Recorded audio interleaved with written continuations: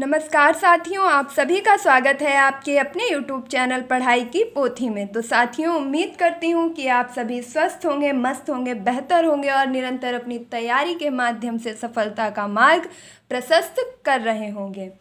तो आ जाइए सभी लोग, फटाफट इस वीडियो में जुड़ जाइए, क्योंकि आज आपका जो वीडियो है वह आपका हिंदी विषय से संबंधित है।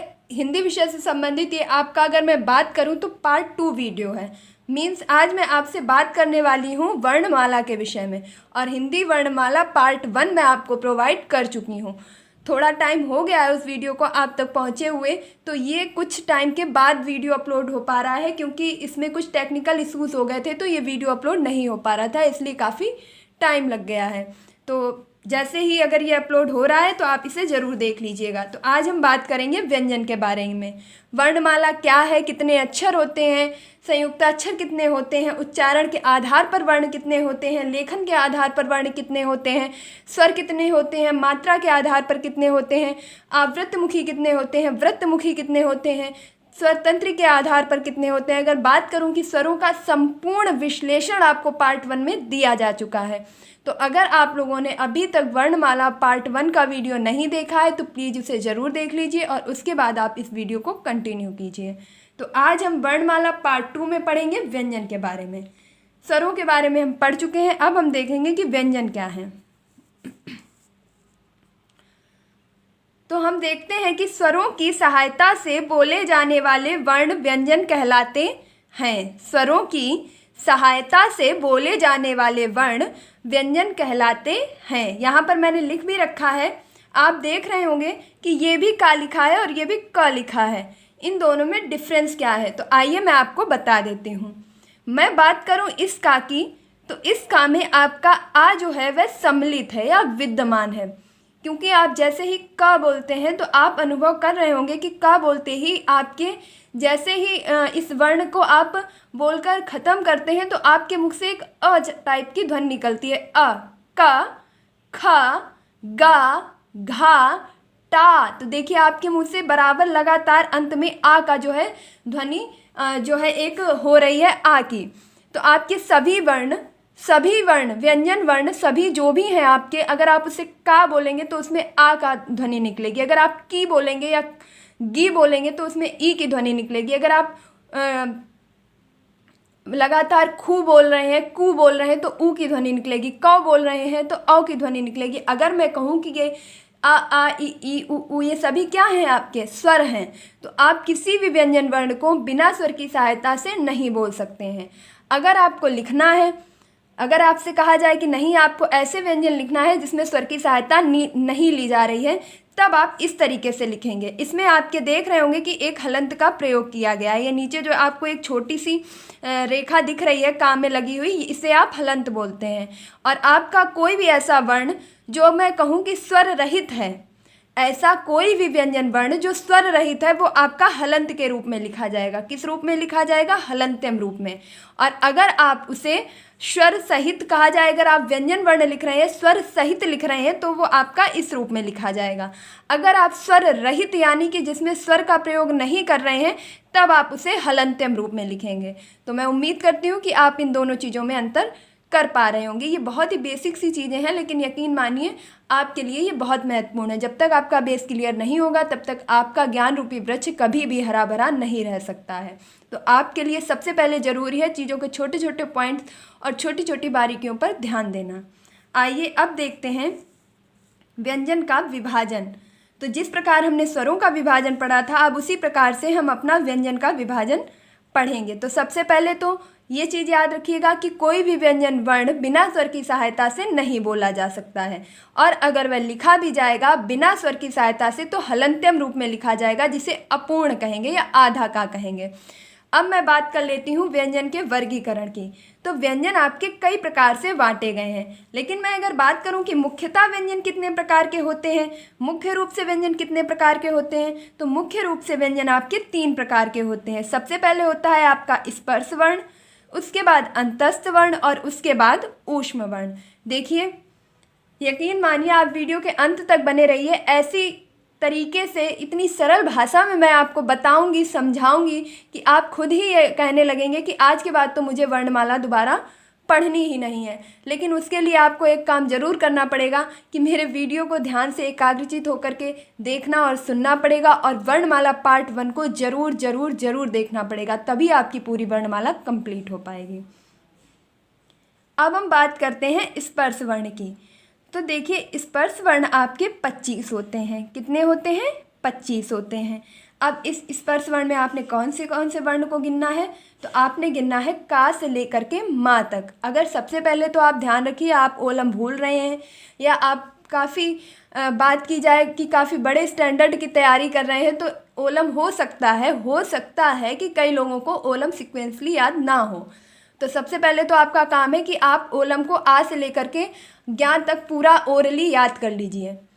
उसमें ऐसा कुछ मत रखिए कि कहाँ पे कौन सा वर्ण आएगा, क्योंकि अक्सर कर ऐसा होता है, हमने बहुत टाइम पहले ओलम सीखी होती है अपने बचपन में, तो हम वर्णों की इधर उधर सीक्वेंस करने में भूल जाते हैं। तो का से लेकर के माँ तक, यानी कि का, च, ट, त, पा वर्ग तक हमारे जितने भी अक्षर आएंगे वो सभी हमारे स्पर्श वर्ण होंगे। क्या होंगे?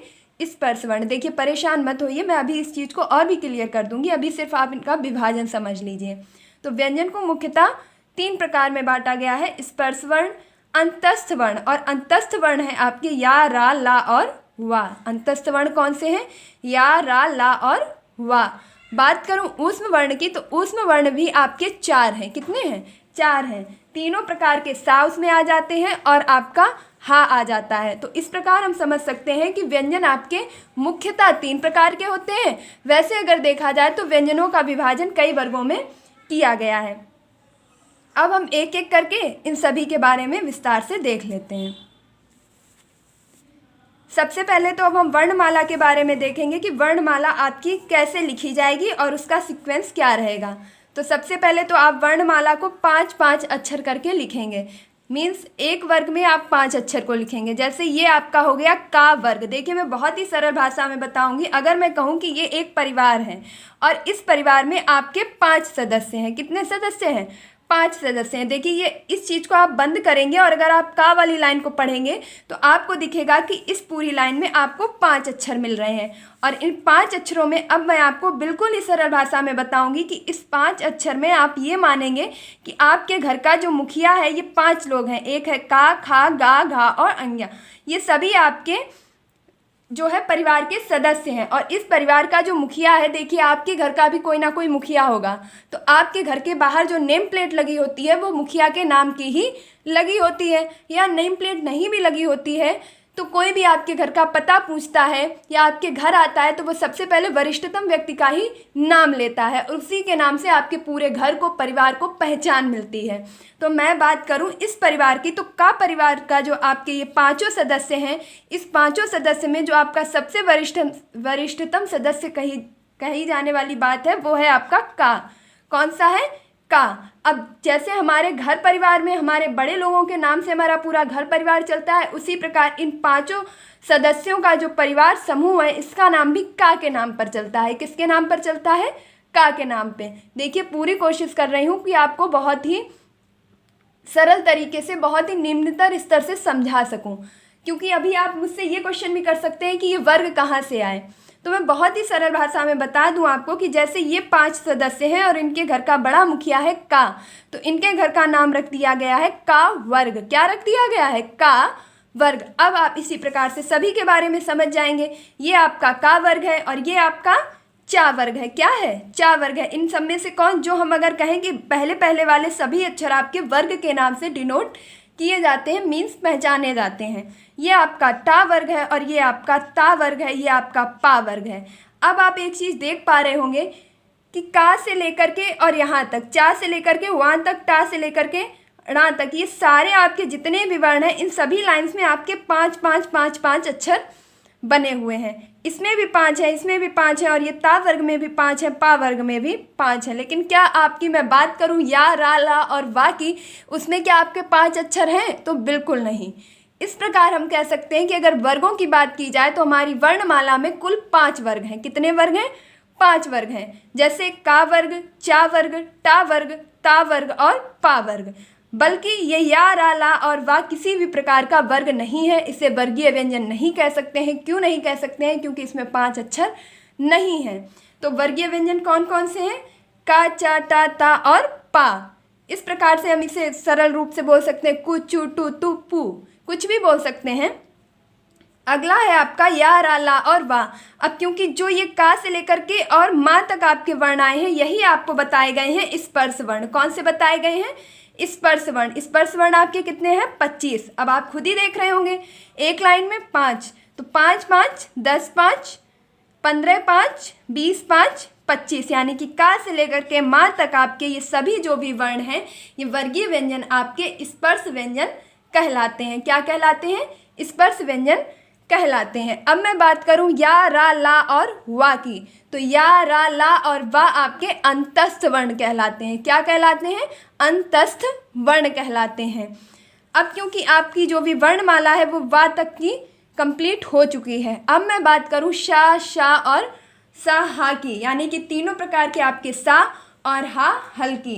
तो देखिएगा, ये तीनों प्रकार के सा और हा, हल आपका जो है ये ऊष्म व्यंजन है। कौन से व्यंजन है? ऊष्म व्यंजन। इन सभी को ऊष्म व्यंजन के नाम से जाना जाता है। ऊष्म मीन्स गर्म। अब आप ऐसे भी देख सकते हैं कि आप जैसे भी शा बोलेंगे, सा बोलेंगे, शा बोलेंगे या हा बोलेंगे, तो आप बोल कर देखिए और अपने मुख के सामने अपनी हथेली को करिए और बोल करके देखिए कि आपकी हथेली में गर्म गर्म भाप या ऊष्मा लग रही है। तो निश्चित ही आपके मुंह से जैसे ही आप हा और शा प्रकार की ध्वनियों का उच्चारण करेंगे तो आपके मुख से एक गर्म वायु, एक गर्म हवा निकलेगी और उसका आप एहसास कर पा रहे होंगे। तो ये गर्म हवा, ऊष्म हवा होने के कारण इन्हें ऊष्मीय व्यंजन या ऊष्म व्यंजन के नाम से जाना जाता है। तो साथ साथ साहा आपके कैसे व्यंजन है? ऊष्म व्यंजन। तो अब आप देख रहे होंगे कि वर्णमाला में आपके का से लेकर के मा तक स्पर्श व्यंजन, या, रा, ला, वा आपके अंतस्थ व्यंजन, जबकि शा, शा, शा, हा आपके ऊष्म व्यंजन है। अब मैं बात करूँ छ, त्र, ज्ञा और श्रा की। अब आपके दिमाग में एक प्रश्न यह आ रहा होगा कि मैंने तो व्यंजन वर्गों को सिर्फ 3 भागों में विभाजित किया है, जिनके बारे में मैंने आपको बता भी दिया है। अब मैं छ, त्र, ज्ञा और श्रा को किस वर्ग में रखूँगी? तो आप बिल्कुल भी परेशान ना हो, मैं आपको बता दूं कि मुख्यतः आपके व्यंजन 3 प्रकार के होते हैं, जबकि अगर टोटल बात की जाए तो व्यंजन आपके 4 प्रकार के होते हैं और उसमें आपका संयुक्त व्यंजन भी आ जाता है। क्या आ जाता है? संयुक्त व्यंजन। तो ये छ, त्र, ज्ञा और श्रा आपके संयुक्त व्यंजन होते हैं। देखिए, परेशान मत होइए, एक एक चीज़ आपको लिख कर के क्लियर बताई जाएगी, अभी सिर्फ समझते चलिए। अब ये छ, त्र, ज्ञा और जो श्रा है ये संयुक्त व्यंजन है और संयुक्त व्यंजन की अगर मैं आपको परिभाषा बताऊं तो संयुक्त व्यंजन उन्हें कहते हैं जो दो वर्णों के मेल से बनते हैं। तो वह वर्ण जो 2 वर्णों के मेल से बनते हैं, ऐसे वर्णों को संयुक्ताक्षर कहते हैं। अब संयुक्ताक्षर आपके 2 वर्णों के मेल से बनते हैं, यानी कि जो आपका छा है, त्रा है, ज्ञा है और श्रा है, इसमें 2 वर्ण मिले हुए हैं। बात करूं छा की, तो छा आपका का और शा से मिलकर के बना है, त्रा आपका ता और रा से मिलकर बना है, ज्ञा आपका जा और वा से मिलकर बना है, श्रा आपका सा और रा से मिलकर के बना है। तो आप ही मुझे बताइए, क्या मैं किसी भी वर्ण को 2-2 बार गिन सकती हूँ? ऐसा तो पॉसिबल नहीं है। मैंने ऊपर का को भी गिन लिया है, ता को भी गिन लिया है, रा को भी गिन लिया है, शा को भी गिन लिया है, वा को भी गिन लिया है। मतलब जो भी संयुक्त वर्ण में जोड़ जोड़ के इन संयुक्ताक्षरों को बता रही हूँ, छ, त्र, ज्ञा और श्रा को, इन सभी के खंड खंड आपके ऊपर जुड़ चुके हैं। किस में जुड़ चुके हैं? या तो आपके अंतस्थ में जुड़ चुके हैं या आपके स्पर्श वर्ण में जुड़ चुके हैं, इसलिए इसको हम मुख्य विभाजन में नहीं इंक्लूड करते हैं। देखिए, मैं बहुत ही आपको बारीकी से चीज़ों को समझा रही हूँ। मैं चाहूँ तो ऐसे ओरली भी आपको बता सकती हूँ, संयुक्त व्यंजन, ऊष्म व्यंजन, अंतस्थ व्यंजन, आइए रट लीजिए, चले जाइए, लेकिन उस चीज़ का क्या फ़ायदा है जब तक आप अपनी समझ को डेवलप नहीं कर पाएंगे। तो आप अंतर समझिए कि ये क्यों नहीं उसमें रखे गए हैं। अब हम देखेंगे, इस प्रकार मेरी वर्णमाला कंप्लीट हो रही होगी कि इसमें कितने अक्षर हैं। तो सबसे पहले एक बार फिर देख लीजिएगा, स्पर्श वर्ण आपके का से लेकर के मा तक है, यानी कि 25 हैं। अंतस्थ वर्ण आपके 4 हैं, यानी कि या, रा, ला और वा। ऊष्म व्यंजन आपके 4 है, श, स, सा और हा। अब हम देखेंगे एक एक करके व्यंजनों का भेद। तो व्यंजन मुख्यतः 3 प्रकार के होते हैं। अन्य भेद व्यंजन के क्या होते हैं? तो अन्य भेद होते हैं व्यंजन के, जैसे कि संयुक्त व्यंजन। क्या होते हैं? संयुक्त व्यंजन। अभी अभी मैंने आपको बताया था ना कि अन्य भेद में आपके क्या आ जाएंगे? संयुक्त व्यंजन। और भी अन्य भेद है इसके, जिसको हम धीरे धीरे आगे पढ़ते चलेंगे। देखिए, आप वीडियो के अंत तक जरूर बने रहिएगा। यकीन मानिए, आपको इस तरीके से समझाया जाएगा कि एक अगर मैं बात करूं कि वर्णमाला सब्जेक्ट जो आपका हिंदी है उसमें वर्णमाला आपका मोस्ट आपका जो है बहुत ही ज़्यादा पूछा जाने वाला, मतलब मैं शब्दों में नहीं बता सकती हूँ कि कितना ज़्यादा ये इम्पॉर्टेंट टॉपिक है। और जिसे आ रहा है, जिसे समझ में आ रहा है, उसके लिए ये बिल्कुल सरल हो जाता है। और जिसे अगर थोड़ा सा भी कन्फ्यूजन है तो यकीन मानिए आप सही ऑप्शंस कभी भी टिक नहीं कर पाएंगे। तो आज ये वीडियो सिर्फ आपके कन्फ्यूज़न दूर करने के लिए है और चीज़ों की धरातली समझ बनाने के लिए है। ऊपर ऊपर मत पढ़िए, चीज़ों को गहराइयों से समझिए। अब हम पढ़ेंगे व्यंजन के अन्य भेद में संयुक्त व्यंजन। तो दो वर्णों के मेल से बने अक्षर को संयुक्त व्यंजन कहते हैं। जैसे है आपका छ। अब छ आपका किससे बना है? तो छ बना है आपका क और श से। अभी आप यहाँ देख रहे होंगे, मैंने वीडियो की स्टार्टिंग में ही आपको बताया था कि हलंत्यम वाले वर्ण आपके कैसे होते हैं? स्वर रहित होते हैं। कैसे होते हैं? स्वर रहित होते हैं। तो का आपका कैसा आएगा? स्वर रहित आएगा, जबकि स्वर सहित यानी कि पूरा का नहीं आएगा। बात करूँ छा की, तो छा में आपका आधा का यानी कि हलंत्यम वाला का और साथ षटकोण आएगा। यहीं पर अगला है आपका त्रा। त्रा में आपका ता आएगा, ये भी आपका हलंत्यम वाला है। देखिए अगर काफ़ी अच्छे से ना दिख रहा हो तो मैं बोल के भी बता रही हूँ, ता भी आपका हलंत्यम वाला है और रा आपका पूरा आएगा। यही बात करूँ ज्ञा की, तो ज्ञा आपका जा और वा से मिलकर बना है। किससे मिलकर बना है? जा और वा से। जा भी आपका हलंत्यम आएगा, जबकि वा आपका पूरा आएगा। शा आपका सा और यानी कि सलजम वाला सा, इस चीज़ को ध्यान रखिएगा। सलजम वाला सा हलंत्यम रूप में और रा रथ आपका पूर्ण रूप में। जब ये वर्ण जोड़े जाएंगे तब आपका शा जो है ध्वनि वर्ण का उच्चारण हो पाएगा। तो आपके संयुक्त व्यंजन कितने हैं? 4 हैं, छत्र, ज्ञा और शा। छा का जो है मेल किन किन वर्णों से हुआ है? का और शा से। त्रा आपसे किससे बना है? तो ता और रा से। ज्ञा आपका जा और वा से। शा आपका सा और रा से। तो इस प्रकार तो आपके व्यंजन के अन्य भेद में सबसे पहले हमने देखा संयुक्त व्यंजन को। आइए अब देखते हैं अपना नेक्स्ट विभाजन। अगला है आपका उत्क्षिप्त वर्ण। क्या है? उत्क्षिप्त वर्ण। ये उत्क्षिप्त वर्ण है आपके डा और ढा। इनकी संख्या कितनी है? 2। उत्क्षिप्त वर्ण आपके कितने हैं? 2 हैं। देखिए प्लीज़ इस चीज़ को ध्यान से देखिए और समझिए। उत्क्षिप्त वर्ण आपके 2 हैं। कौन कौन से हैं? डा और ढा। इसमें क्या है? नीचे ये देखिए एक बिंदु रखी हुई है, तो ये बिंदु वाले डा और ढा हैं आपके। इस चीज़ को ध्यान रखिएगा। ये इंग्या नहीं है, णा नहीं है, ये डा और ढा है। फिर है आपका अयोगवाह। देखिए अन्य भेद में आपने क्या क्या देखा है? संयुक्त व्यंजन, उत्क्षिप्त व्यंजन, अयोगवाह। इस तरीके से आप व्यंजन के अन्य भेद को पढ़ते जा रहे हैं। जबकि अगर पूछा जाए कि व्यंजन के भेद कितने हैं, तो मुख्यतः व्यंजन 3 प्रकार के होते हैं, स्पर्श, अंतस्थ और ऊष्म। अन्य भेद में होते हैं आपके संयुक्त, उत्क्षिप्त और अयोगवाह। अब अयोगवाह आपके 2 होते हैं। अयोगवाह आपके कौन से होते हैं? 2, अंग और आहा। अंग और आहा आपके अयोगवाह होते हैं।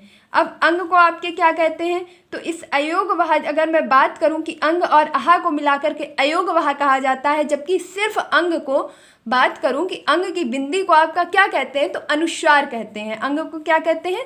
अनुस्वार कहते हैं। बात करूं आपके जो आहा में जो पीछे 2 बिंदियां लगी होती हैं, इसे विसर्ग कहते हैं। क्या कहते हैं? विसर्ग कहते हैं। देखिए इस चीज़ को ज़रूर ध्यान रखिएगा। ज़रूरी नहीं है आपसे बड़े बड़े ही सवाल पूछे जाएं। कभी कभी ऐसा भी होता है कि जो छोटी छोटी चीज़ें हम ध्यान नहीं देते हैं, हमसे वही चीज़ें पूछ ली जाती हैं। तो अंग की बिंदी को अनुस्वार, आहा की बिंदी को विसर्ग। और बात करूं अगर मैं आपकी चंद बिंदी की, देखिए यहाँ पर शायद है कि डिनोट नहीं हो पाया है, मैं आपको ऐसे ही बता देती हूँ। ये जो आपकी चंद की बिंदी होती है, जिसमें आपकी चंद्र टाइप का बना होता है और उसमें एक बिंदी रखी होती है, इसे कहते हैं आपका अनुनासिक। क्या कहते हैं? अनुनासिक। देखिए इन तीनों चिन्हों के बारे में आप बहुत ही ध्यान से समझ लीजिएगा। ये चिन्ह आपसे कई बार पूछ लिए जाते हैं। चंद की बिंदी लिख दी जाती है और पूछा जाता है कि यह चिन्ह है, अनुनासिक है, अनुस्वार है, विसर्ग है या अयोगवाह है, क्या है? तो ये आपका अनुनासिक है। चंद्र की बिंदी आपकी अनुनासिक है, जबकि अंग की बिंदी आपकी अनुस्वार है। बात करूं आहा की, तो ये आपका विसर्ग में गिना जाता है। अगला है आपका जिह्वामूली। देखिए जिह्वामूली आपका होता है का और खा के पहले आपके पफार का प्रयोग किया जाता है। ये जो आपको एक चिन्ह दिख रहा होगा, नीचे एक बिंदी बनी होगी, ऊपर चंद्र टाइप का रखा होगा, इसे पफार बोलते हैं। क्या बोलते हैं? पफार बोलते हैं। और ये जिह्वा मूली जो है आपके का और खा के पहले अगर इस प्रकार का कोई भी चिन्ह बना है तो उसे पफार यानी कि पफार का और खा पढ़ते हैं, इसे जिह्वा मूली कहते हैं। क्या कहते हैं? जिह्वा मूलीय कहते हैं, यानी कि यह जिह्वा के मूल भाग से उच्चरित होता है। फिर बात करूं उपपद्य माननीय की, तो उपपद्य माननीय भी आपका व्यंजनों के विभाजन में एक पार्ट है, एक भाग है, जिसमें पा और फा के पहले पफार आता है। और इसमें आपके जो बिंदु होती है, देखिए आप दोनों में अंतर समझ रहे होंगे। यहाँ पर बिंदी जो है आपकी वो चंद्र टाइप का जो बना हुआ है वो उस पर बिल्कुल रखी हुई है, उसके ऊपर टिकी हुई है। लेकिन जब पा और फा यानी कि उपपद माननीय की बात की जाती है तो यह बिंदी आपकी दूर दूर हो जाती है और नीचे से पूर्णतया गोल नहीं होती है। बात करूं कि आधा चंद्रमा नीचे और आधा चंद्रमा ऊपर होता है, वो भी किस वर्ण के पहले? पा और फा के। इस चीज़ को विशेष ध्यान रखिएगा। ये जो भी चिन्ह बने हैं ये दोनों ही प्रकार के जिह्वा मूली हो या उपपद माननीय हो, ये चिन्ह आपको जैसे जिह्वा मूली है तो सिर्फ का और खा के पहले ही, अन्यथा किसी भी वर्ण के पहले नहीं। ऐसा नहीं है कि गा और घा के पहले लगा दिया तो जिह्वा मूली हो गया, नहीं। सिर्फ दो ही ऐसे वर्ण हैं जिनके पहले इस चिन्ह का जिह्वा मूली का प्रयोग होता है। सिर्फ दो ही ऐसे वर्ण हैं पा और फा जिनके पहले उपपद माननीय कहूँ तो इस वर्ण चिन्ह का प्रयोग होता है। तो इस प्रकार आपने व्यंजन के अन्य भेदों के बारे में पढ़ लिया है। अब मैं बात करूंगी इससे संबंधित अन्य चीज़ों की। देखिए अब हम पढ़ेंगे उच्चारण स्थान। क्या पढ़ेंगे? उच्चारण स्थान। जैसे कि आपका का, खा, गा, घा, चा, छा, जा, टा, ठा, ढा, पा, फा, मा, इस प्रकार के सभी वर्ण, या, रा, ला, वा, ये तो हमने समझ लिया है कि इन्हें क्या कहते हैं। इन्हें क्या कहते हैं? जैसे का से लेकर के मा तक स्पर्श, यारा लावा अंतस्थ, तीनों प्रकार के शा और हा हल आपका ऊष्म। बात करूं छत्रज्ञा और शा की तो वह आपके संयुक्त। बात करूं डा और ढा की तो वह आपके उत्क्षिप्त। बात करूं अयोग वा की तो अंग और अहा आपके अयोग वा हैं। बात करूं उपपद मान्या तो पा और फा के पहले अगर पफार का प्रयोग किया जाएगा तो वह उपपद मान्य होंगे, जबकि अगर का और खा के पहले प्रयोग किया जाएगा तो वह आपके जिह्वा मूली होंगे। तो इस प्रकार से हमने ये पढ़ लिया है कि जितने भी वर्णमाला में वर्ण हैं उनको किस नाम से जाना जाता है। अब हम पढ़ेंगे कि प्रत्येक वर्ण को अपने मुख के आधार पर हम किस जगह से जो है उच्चरित करते हैं। जीभ से करते हैं या कंठ से करते हैं या तालु से करते हैं या मूर्धा से करते हैं या नासिका से करते हैं। देखिए हमने ऐसा ही विभाजन आपको स्वरों में भी बताया था। अब ठीक उसी प्रकार से हम व्यंजनों का भी विभाजन पढ़ेंगे। और एक आपके लिए बहुत ही खुशखबरी की बात है कि जिन लोगों ने वो वीडियो नहीं देखा था या देखा था और किसी भी प्रकार का कन्फ्यूज़न रह गया था, तो मैं आपको अब स्वरों के 7 व्यंजनों का विभाजन भी पढ़ाऊंगी।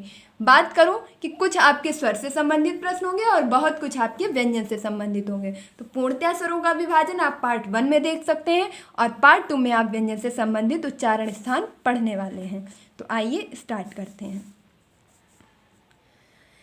इसे हम एक सूत्र के माध्यम से पढ़ेंगे। चाहे तो हम इसे ऐसे भी पढ़ सकते हैं, लेकिन यकीन मानिए हो सकता है अगर आपने कभी इस तरीके से नहीं पढ़ा है तो शुरुआत में आपको थोड़ा कठिन लगेगा।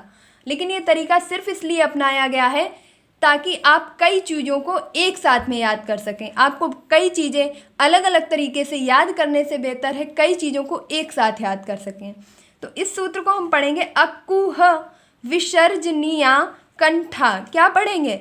अकुह विसर्जनीया कंठा। देखिए अगर आपने नहीं पढ़ा है बहुत अच्छी बात है, नहीं पढ़ा है तो बिल्कुल भी मत डरिए, बिल्कुल भी मत घबराइए, सिर्फ मेरे साथ साथ बोलते रहिए। अकुह विसर्जनीया कंठा, अकुह विसर्जनीया कंठा, अकुह विसर्जनीया कंठा। तो ये है आपका सूत्र। अब मैं बताऊंगी आपको कि इससे आप किस प्रकार से वर्णों का उच्चारण समझ पाएंगे। तो सबसे पहले आपका जो है अकुह विसर्जनीया कंठा, इसका अर्थ है आ, यानी कि आपका छोटा आ और बड़ा आ। फिर बात आती है कु। तो मैंने आपको जैसे पहले बताया था कि क च ट त पा आपके वर्ग होते हैं, इन्हें आप कु चु टू तु पु वर्ग भी कह सकते हैं। तो यहाँ पे आपका जो कु है वह आपका जो है डिनोट कर रहा है का वर्ग को। किसको डिनोट कर रहा है? किसको आपका जो है संबंधित हो रहा है? का वर्ग से। और आ जो है आपका वह छोटा आ और बड़े आ को संदर्भित कर रहा है।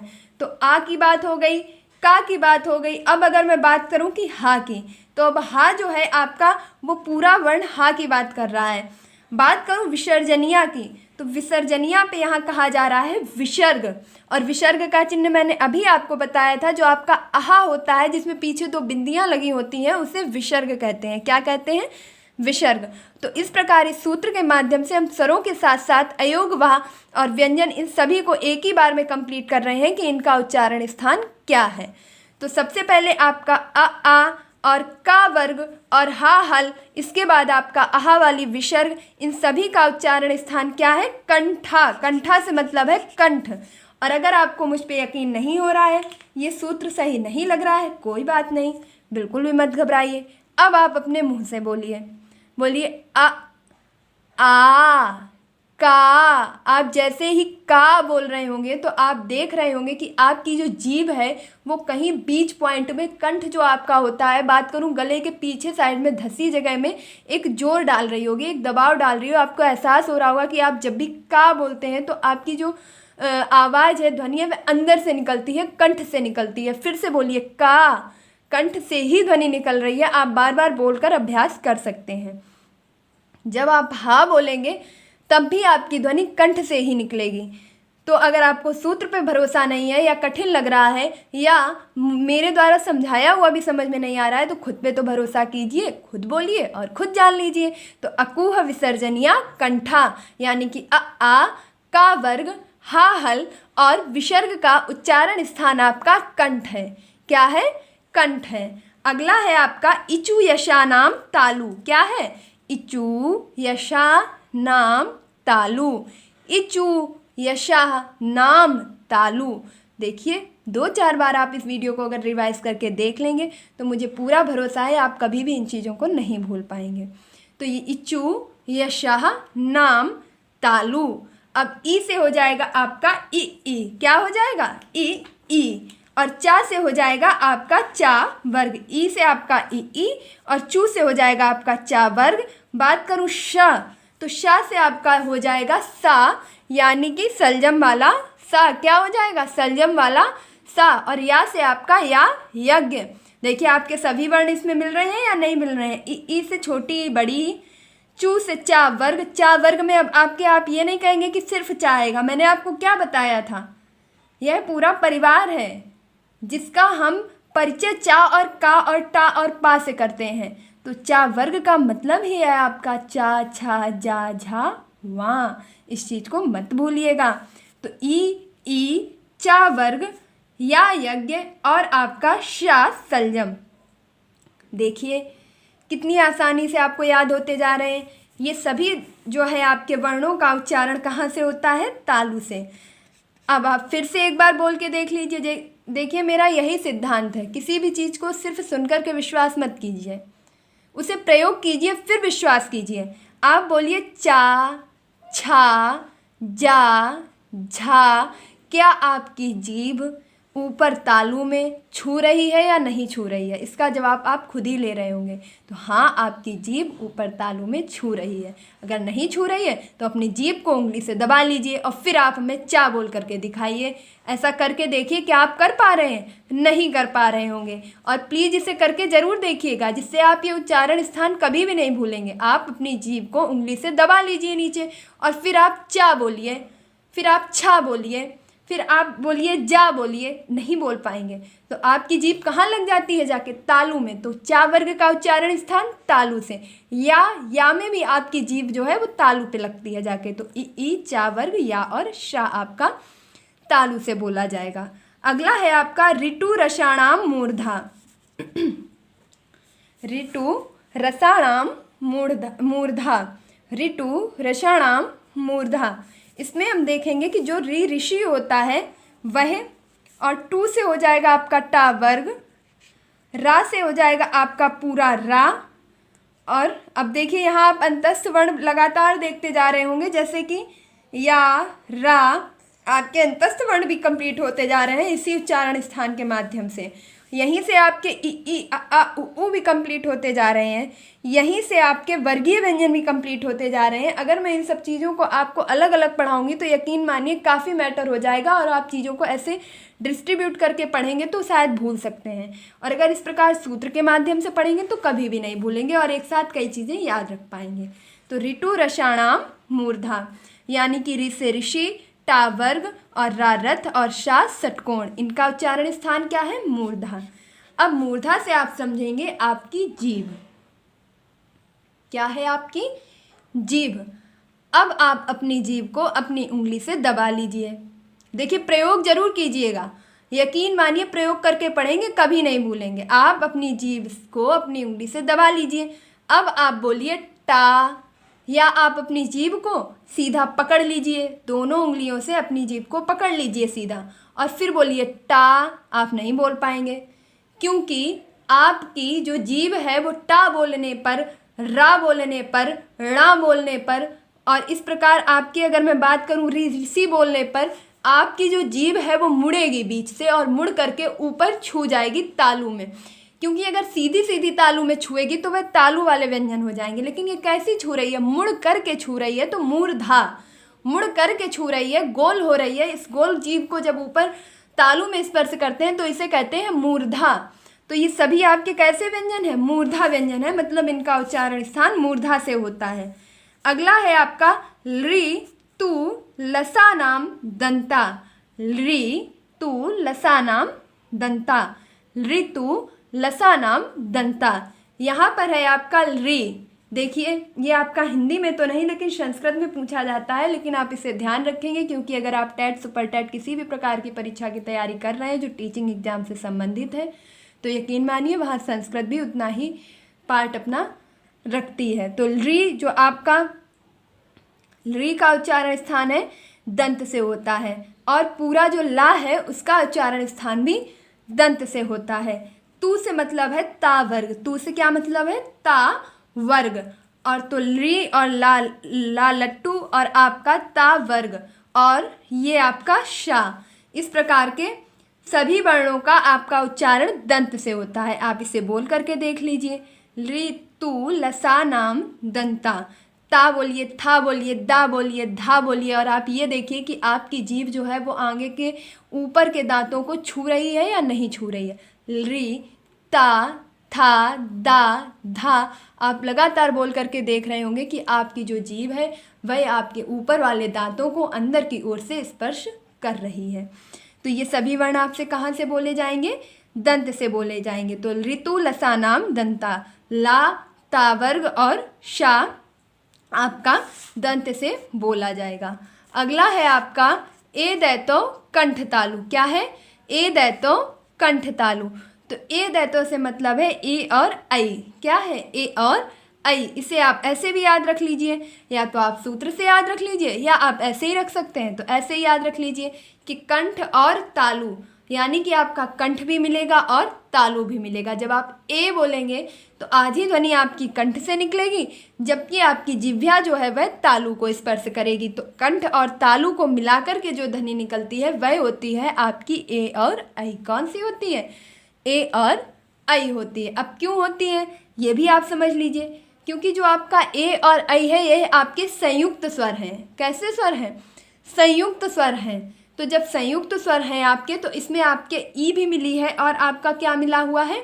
ए भी मिला हुआ है। तो ई और ए से मिलकर के आपके कौन बने हैं? ए और ऐ बने हुए हैं। तो ये आपके संयुक्त स्वर होने के कारण अब जो, क्योंकि अब दो स्वर मिलेंगे तो अलग अलग स्वर का उच्चारण स्थान भी अलग अलग होगा। तो एक का उच्चारण स्थान होगा कंठ और एक का होगा तालु, तो दोनों मिला करके बन जाएंगे कंठ तालु। तो ए ऐ का उच्चारण स्थान कहाँ से होता है? कंठ और तालु से। अगला है आपका ओ दैतो कंठोष्ठ। क्या है? ओ दैतो कंठोष्ठ। तो ओ और औ, तो ये भी आपके बने हैं किससे मिलकर के? आ और ऊ से। किससे मिलकर के बने हैं? आ और ऊ से मिलकर के बने हैं। तो ये हो जाएंगे आपके कंठ और ओष्ठ से मिलकर बने हैं। मैंने आपको बताया था कि जब ऊ बोलते हैं तो ओंठ कैसे हो जाते हैं? आगे की तरफ निकल जाते हैं ना, तो ओंठों की स्थिति आपकी परिवर्तित होती है। और जब आ बोलते हैं तो आपका पूरा मुंह खुल जाता है, विवृत हो जाता है। तो कंठ और ओष्ठ मिला करके, और क्योंकि आ का उच्चारण स्थान आपका क्या है? कंठ है। आ का उच्चारण स्थान क्या है? कंठ है। ऊ का उच्चारण स्थान क्या है? ओष्ठ है। तो कंठ और ओष्ठ मिला करके बनते हैं आपके ओ और औ। तो ए दैतो कंठ तालु, ओ दैतो कंठोष्ठ। लास्ट है आपका वकारश्च दंत्योष्ठौ। वकारस्य दंत ओष्ठो। अब इसे अगर आप याद नहीं रख पा रहे हैं इतने बड़े सूत्र को तो बिल्कुल मत रटिए, सिर्फ ऐसे याद कर लीजिए कि आपकी संपूर्ण वर्णमाला के 52 अक्षरों में से एकमात्र वा वक आपका ऐसा अक्षर या वर्ण है जो आपका दांत और ओष्ठ से मिला करके बोला जाता है। दंत्योष्ठ का मतलब है दांत और ओष्ठ। तो कंठ और तालु से मिला करके ए ऐ, कंठ और ओष्ठ से मिला करके ओ औ, दांत और ओष्ठ से मिला करके सिर्फ वा, सिर्फ वा, दंत्योष्ठ वा, दंत्योष्ठ वा, दंत्योष्ठ वा, दंत्योष्ठ वा। मैं 10 बार बोलूंगी लेकिन आपको याद जरूर करा दूंगी। अगला है आपका नासिक्य व्यंजन। अब ऐसे कौन से व्यंजन है जिनका उच्चारण स्थान नासिक्य से होता है? तो नासिक्य से उच्चरित होने वाले आपके यानी कि नासिका से उच्चरित होने वाले वर्ण हैं आपके सभी वर्ग के जो भी आपके 5 वर्ग हैं क च ट त प या कुचु टु तु पु, इन सभी 5 वर्ग के जो अंतिम अक्षर हैं कौन से हैं? व मण नणम व मणनम व मणनम। तो ये सभी आपके क्या हैं? अंतिम अक्षर है। इसे आप ऐसे भी याद रख लीजिए, बहुत ही सरल है, बहुत ही सरल है। सभी वर्ग के अंतिम अक्षर का उच्चारण नासिका से होता है। तो सभी पांचों वर्ग के आपके जो अंतिम वर्ण हैं उनका उच्चारण स्थान नासिक्य से होता है। अगला है आपका उपपदमाननीय ओष्ठो। उपपदमाननीय ओष्ठो। अब उपपदमाननीय मैंने आपको पीछे बताया था किसे कहते हैं, जैसे पा या फा के पहले आपका पफार जैसा चिन्ह बना होगा उसे उपपदमाननीय कहते हैं। अब उपपदमाननीय ओष्ठों में आपका अगर मैं बात करूं कि उपपदमाननीय ओष्ठा, तो इसमें उच्चारण होते हैं आपके ओष्ठ से। किससे होते हैं? ओष्ठ से। अब आप देखेंगे उ उ उ उ बोलिए, ओठों की स्थिति में परिवर्तन आ रहा है या नहीं आ रहा है? क्या ओठ आपके बिल्कुल सीधे हैं, चिपके हुए हैं? अगर चिपके हुए हैं तो ठीक है, मुंह को बंद कर लीजिए और उ बोल करके देख लीजिए। बोल पा रहे हैं? अगर बोल पा रहे हैं तो आप विरले हैं। हो ही नहीं सकता है कि आप ओठों को चिपका करके उ बोल पाएँ। तो नहीं बोल पा रहे हैं तो उ कहाँ से बोल पा रहे हैं? ओठों की सहायता से बोल पा रहे हैं। तो उ पा बोलिए, पा फा बा भा भा, पा फा बा भा माँ बोलिए। होठों को मत चिपकने दीजिए, होठों को मत चिपकने दीजिए, क्योंकि आपको तो ये याद करना है कि इनका उच्चारण स्थान होठों से है और याद आपको होगा नहीं तो आप याद करिए ही मत, आप उसे व्यवहारिक ज्ञान में ले आइए। आप होठों के बीच में उंगली रख लीजिए या अपने होठ को नीचे वाले को कस के पकड़ लीजिए और फिर बोलिए, बोल कर देखिए, पा फा बा भा मा। नहीं बोल पा रहे हैं ना, तो अब याद करने की ज़रूरत ही नहीं है। हमेशा याद रहेगा कि पा वर्ग का उच्चारण स्थान क्या है? ओष्ठ है। उ का उच्चारण स्थान क्या है? ओष्ठ है। तो उ और पा वर्ग का उच्चारण स्थान ओष्ठ से है। एक बार फिर से सभी को फटाफट और क्विक रिवीजन कीजिए। अकुह विसर्जनिया नाम कंठा। आ का वर्ग और हा हल और विसर्ग, इनका उच्चारण स्थान कंठ है। जबकि इचु यशा नाम तालु, ई चा वर्ग और शासलजम या यज्ञ का आपका स्थान तालु है। ऋतु रसाणाम मूर्धा, ऋषि ऋषि, टा से टा वर्ग आपका जिसमें टा ठा डा ढाणा पूरा आ जाएगा।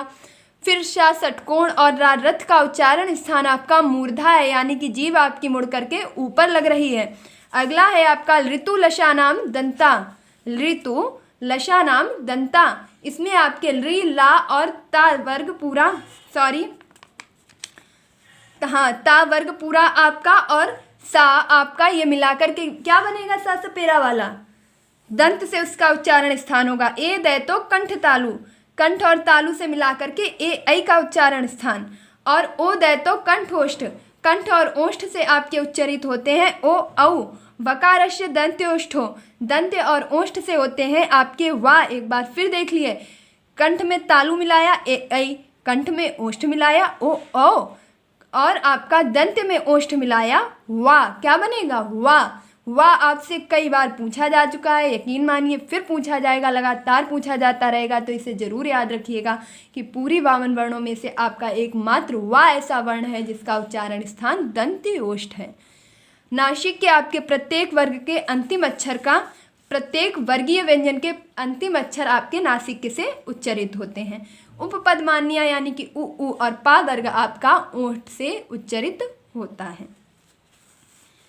अब हम वर्णमाला का अगर बात करें, सबसे मुख्य पार्ट पढ़ने जा रहे हैं, तो जोश से, होश से और लगातार ऊर्जा से भरे रहिए, क्योंकि अब आप जो पढ़ने जा रहे हैं वह आप कहा जाए कि वर्णमाला का सार पढ़ने जा रहे हैं। तो इसे बहुत ध्यान से पढ़िएगा। यकीन मानिए, आप बस वीडियो के अंत तक ध्यान से सुनते भी रहेंगे ना, तो भी आपका बेड़ा पार हो जाएगा और आपको ये वर्णमाला फिर कभी नहीं पढ़नी पड़ेगी। तो अब हम पढ़ेंगे घोषत्व के आधार पर। देखिए हम पढ़ क्या रहे हैं, पहले तो यही ध्यान रखिए, पढ़ते पढ़ते अपने टॉपिक से मत हट जाइए। हम पढ़ रहे हैं व्यंजन का विभाजन। क्या पढ़ रहे हैं? व्यंजन का विभाजन। व्यंजन मुख्यतः कितने प्रकार के होते हैं? 3 प्रकार के होते हैं। कौन कौन से होते हैं? स्पर्श, अंतस्थ और ऊष्म। व्यंजन के अन्य भेद कौन कौन से होते हैं? तो जैसे कि हमने पढ़ा था उत्क्षिप्त, अयोगवाह, संयुक्त व्यंजन, ये सभी आपके व्यंजन के अन्य भेद होते हैं जिन्हें मुख्य व्यंजन के भेदों में नहीं गिना जाता है। फिर हमने पढ़ा कि व्यंजन के किस किस व्यंजन वर्ग का, किस किस वर्ण का उच्चारण स्थान क्या है, जैसे अकुह विसर्जनीय कंठा, इचु यशानाम तालु, ऋतु रसाणाम मूर्धा, ऋतु लसानाम दंता, ए दैतो कंठ तालु, ओ दैतो कंठोष्ठ, वकारस्य दंतोष्ठ और नासिक से आपके वमर्णानाम नासिक्य। तो इस प्रकार से आप 2-3 बार बोलेंगे तो आपको भी चीज़ें याद हो जाएंगी। अब हम पढ़ेंगे घोषत्व के आधार पर। अब हम क्या पढ़ेंगे? व्यंजन का विभाजन पढ़ेंगे घोषत्व के आधार पर। घोषत्व के आधार पर आपके व्यंजन 2 प्रकार के होते हैं। सबसे पहले सघोष, फिर है आपका अघोष। सघोष ऐसी ध्वनि जिसको बोलने में आपके घोषत्व हो, अंदर से एक घोष हो, एक कह सकती हूँ किसी भी प्रकार की, जब हम आवाज़ कर रहे हैं तो एक अंदर से पीछे से भी एक आवाज़ उसी के साथ आती रहे। अघोष मतलब जिसमें घोष ना हो, जिसमें पीछे की कोई भी आवाज़ ना हो। समझ सकते हैं, जैसे आप किसी बंद और खाली कमरे में कोई भी आवाज़ करते हैं तो आप बोल करके शांत हो जाते हैं, लेकिन आपकी आवाज़ जो होती है वह गूंजती रहती है। अगर मैं बिल्कुल सीधे, सही और सरल शब्दों में कहूँ कि वह गूंजन ही आपकी क्या है? सघोष है। और अगर वह गूंजन नहीं हो रही है तो वह आपका अघोष है। इससे सरल तरीका अब समझाने का मुझे नहीं लगता कि कोई और भी हो सकता है। अगर हो सकता है तो आप प्लीज़ मुझे भी बताइएगा, क्योंकि आपसे मैं सीखूंगी, मुझसे आप सीखेंगे और सीखने में किसी भी प्रकार की कोई बुराई नहीं है।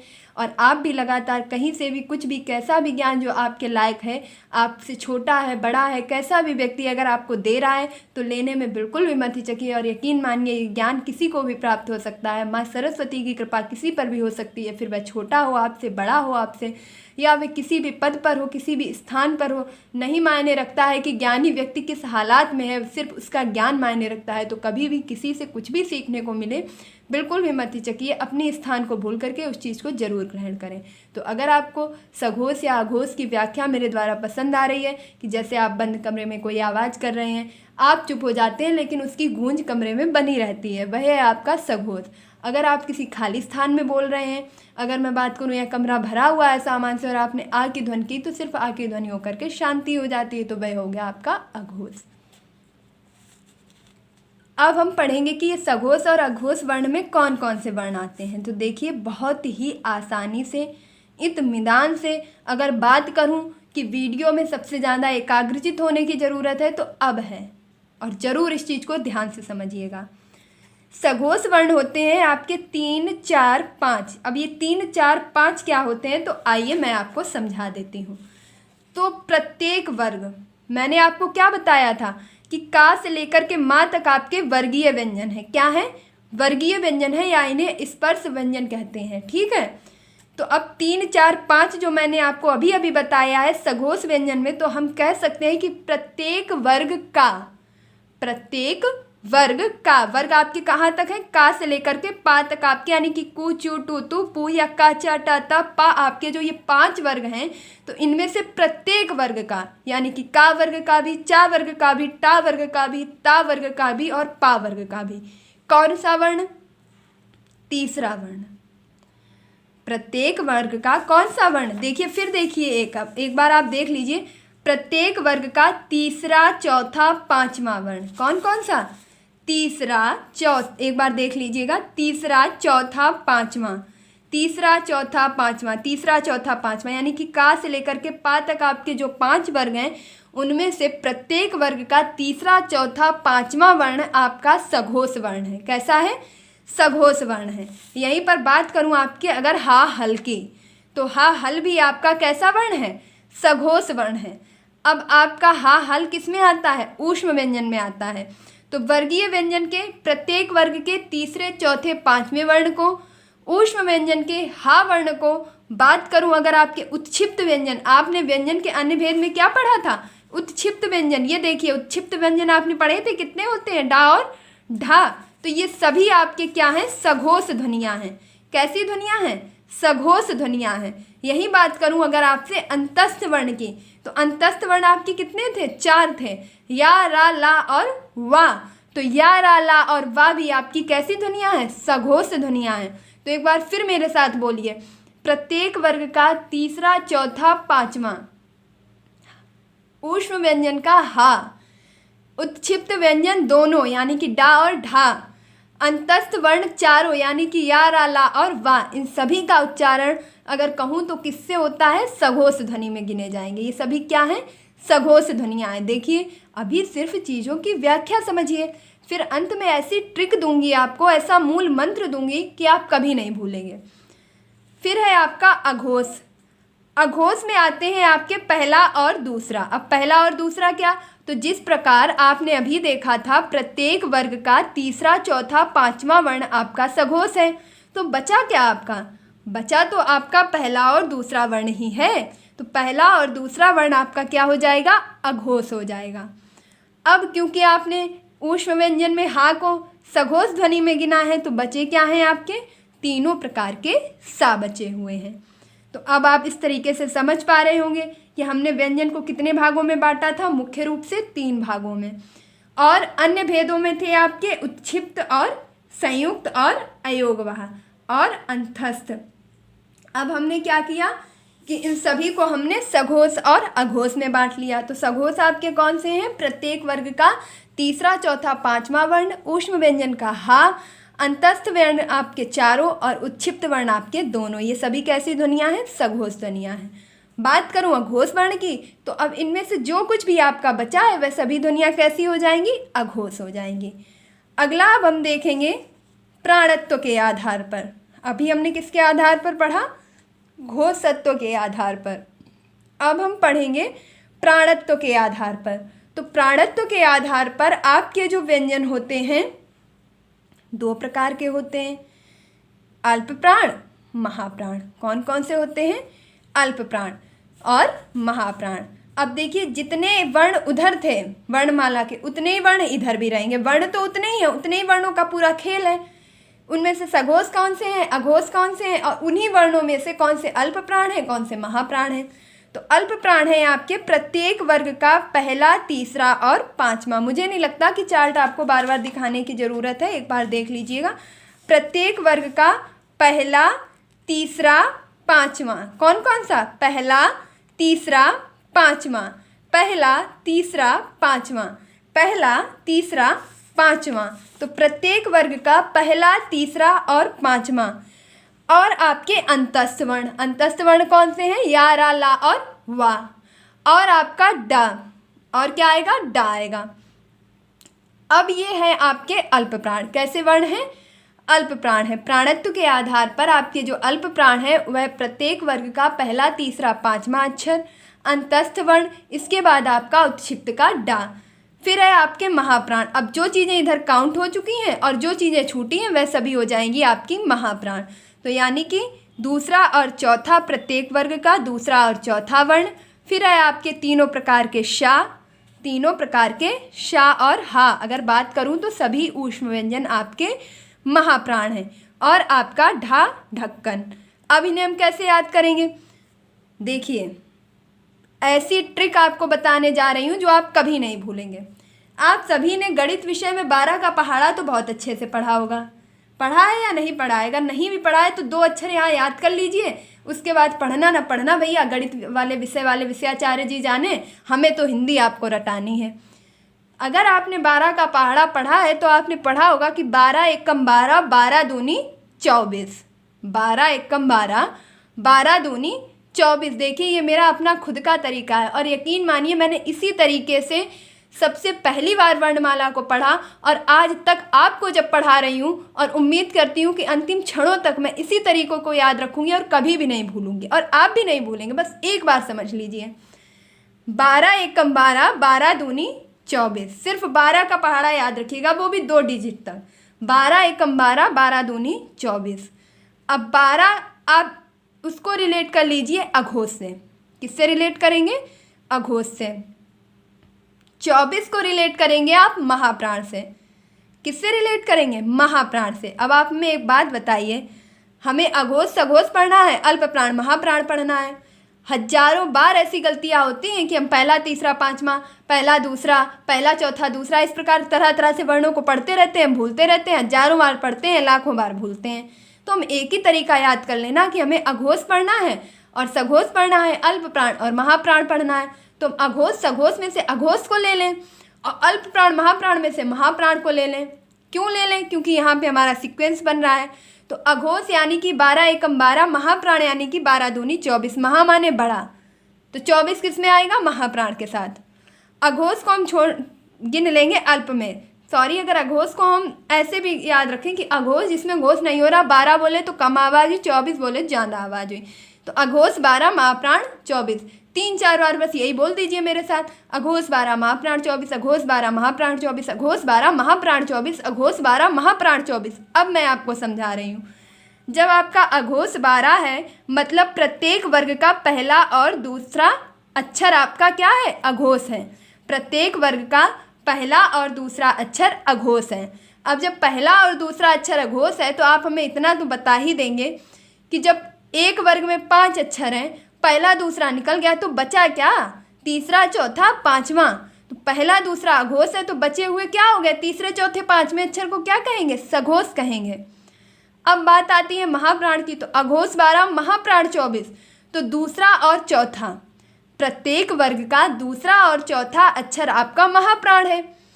तो जब दूसरा और चौथा अक्षर महाप्राण है, तो बचा क्या? पहला तीसरा पांचवा, वो क्या हो गया आपका? अल्प प्राण। तो आपको चारों नहीं रटने हैं, बल्कि आपको चारों जो हैं, दोनों विभाजन है, उनमें से एक एक विभाजन याद कर लीजिए, वो भी अघोष और महाप्राण का। तो अघोष 12, महाप्राण 24। तो अघोष में प्रत्येक वर्ग का पहला दूसरा अक्षर यानी कि बचे हुए तीनों, तीसरा चौथा पांचवा आपका सघोष है।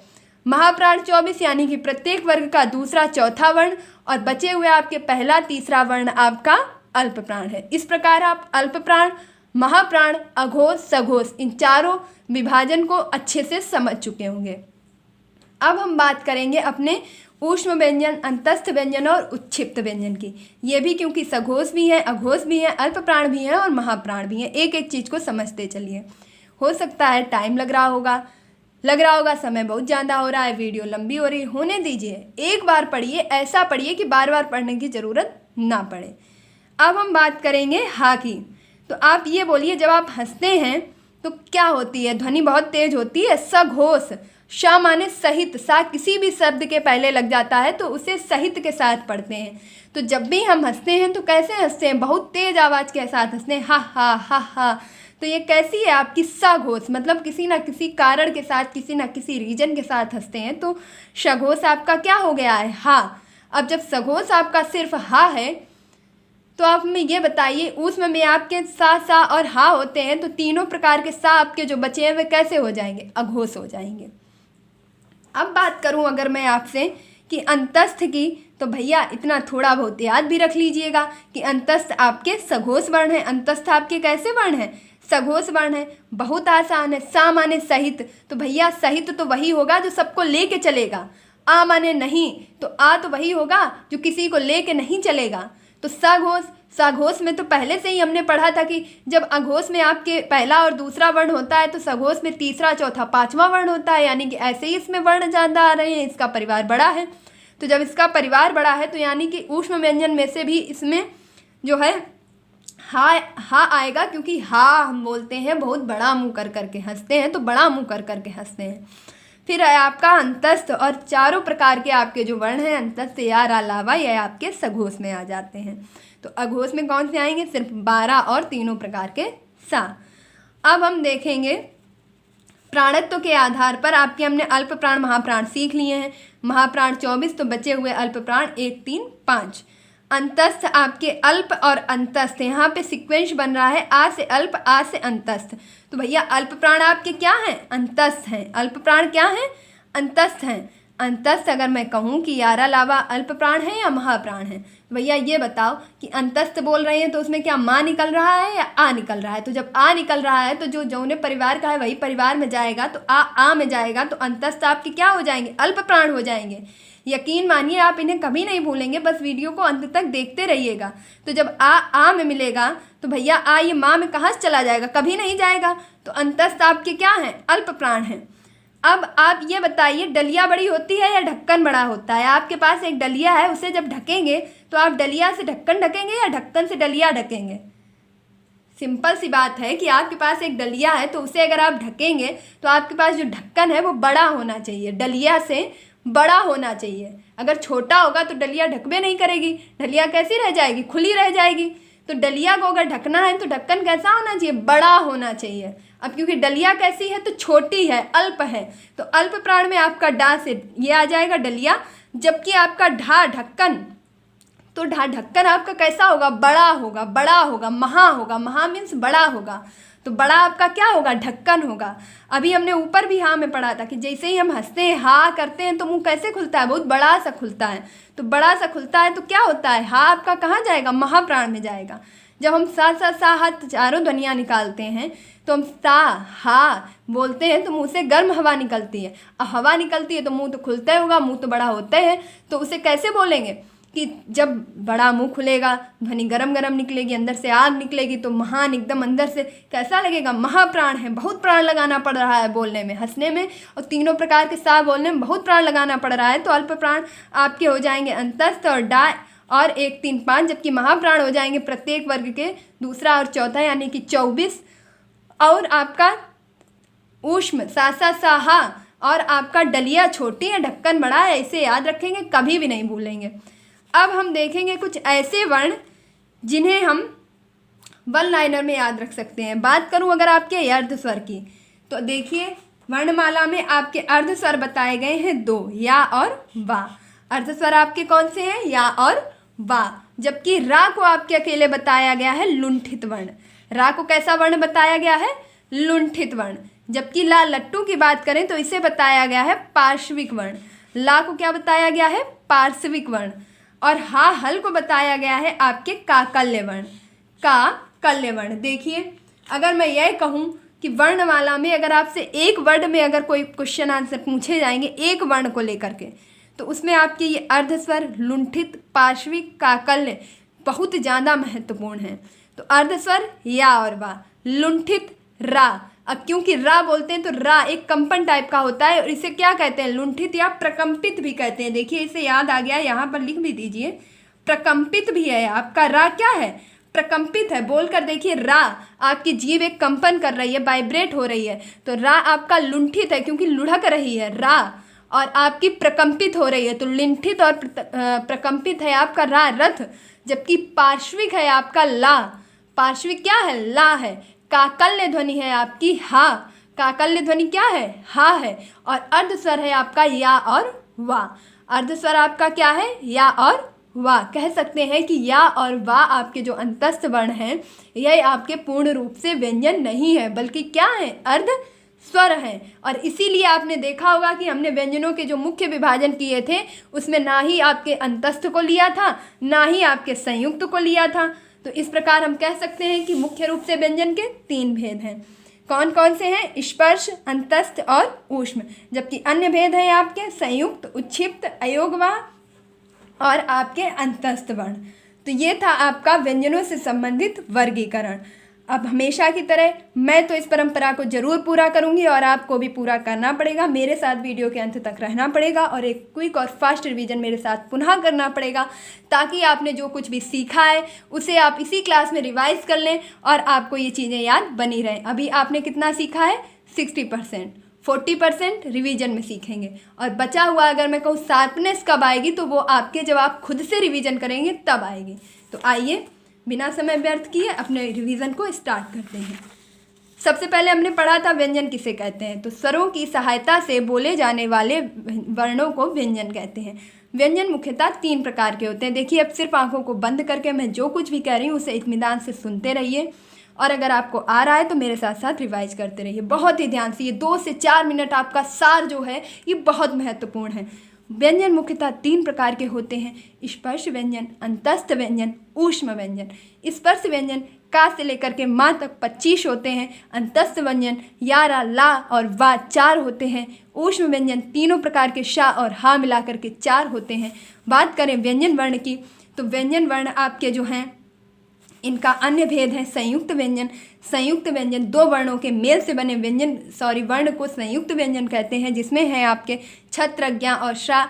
इसीलिए इन्हें आपके व्यंजन के मुख्य भेद में नहीं गिनते हैं, या आपसे जब मैं कहती हूँ कि उच्चारण के आधार पर आपके मुख्य व्यंजन कितने हैं, तो उसमें भी आपके व्यंजन नहीं गिने जाते हैं, क्योंकि इनमें 2-2 ध्वनियाँ मिश्रित होती हैं, 2-2 वर्ण मिश्रित होते हैं। का और शा षटकोण वाले सा से मिलकर के बनता है छा, ता और रा से मिलकर के बनता है त्रा, ज और वा से मिलकर के बनता है ज्ञा, शा और रा से मिलकर के बनता है श्रा।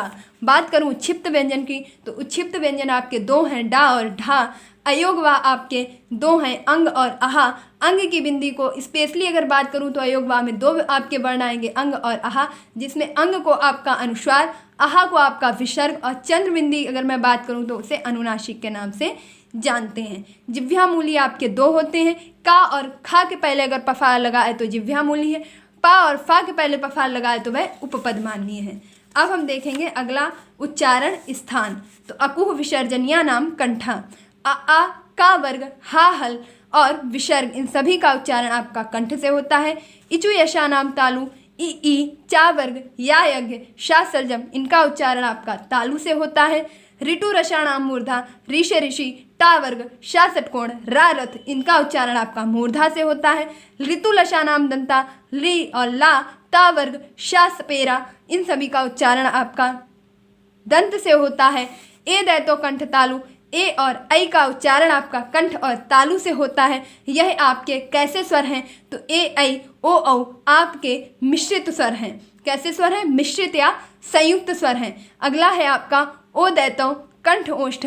ओ और औ का उच्चारण आपका कंठ और ओष्ठ से मिलाकर के होता है, जबकि वकार से दंत ओष्ठ अगर कही जाए कि सिर्फ दंत और ओष्ठ से उच्चरित होने वाला 52 अक्षरों में से एकमात्र अक्षर है आपका वा, वक। नासिक से आपके प्रत्येक वर्ग के अंतिम अक्षर का उच्चारण होता है।